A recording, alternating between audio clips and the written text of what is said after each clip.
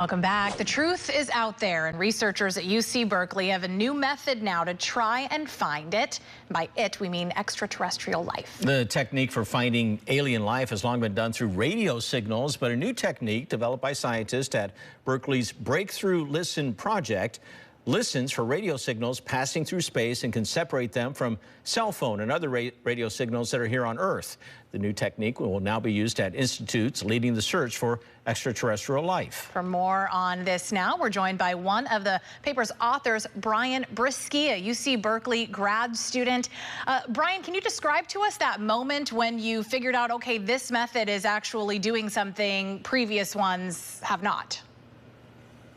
Well, that's one of the things I've been grappling with through the entire research journey of my time at Berkeley, which is there's so much that has been done, but there's so much still left to do. There's so many different angles where nobody in any field really has tried.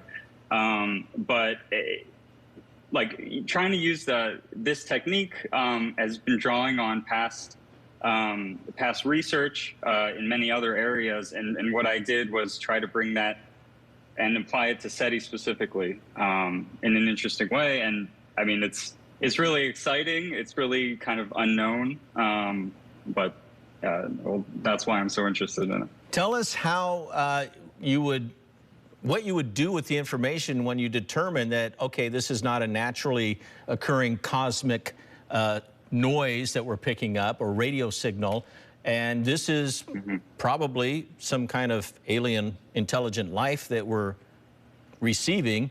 Then what do you do with that? So that's a topic of a lot of debate, a lot of discussion. I want to start first off to say that it's going to be really difficult. There's a there's a common phrase that we use, which is that extraordinary claims require extraordinary evidence. So there's a lot of different axes, a lot of different criteria that we think we need to satisfy before we're even remotely comfortable coming forward and saying, hey, this is interesting. Now, once that happens, and hopefully we hope it does, I mean, it's going to take it's going to be a discussion past science, in my opinion. A lot of different people are going to need to come together and weigh in.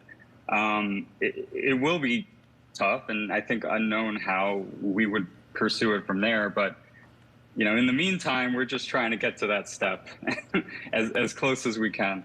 And so this is going to be your new method that you've kind of come up with here, is going to be used at different facilities all across the country or around the world? We're hoping.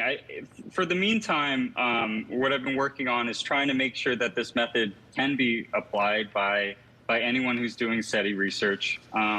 As of now, there's certain things that you need in your search. For example, you need to be looking towards certain areas in the sky. For example, the galactic center. Now, that's a really interesting target for a lot of SETI searches. So I'm hoping that this method, if I develop a tool that anyone can just plug and play and run the code automatically, that they'll be able to get some insight towards this method. Brian Brisky, UC Berkeley graduate student, trying to find ET out there, and we wish you the best of luck, because a lot of people think he's out there, and we hope if you find him, you can talk to him somehow and maybe help us solve some of the problems that we're dealing with down here. All right, Brian, thank you so much.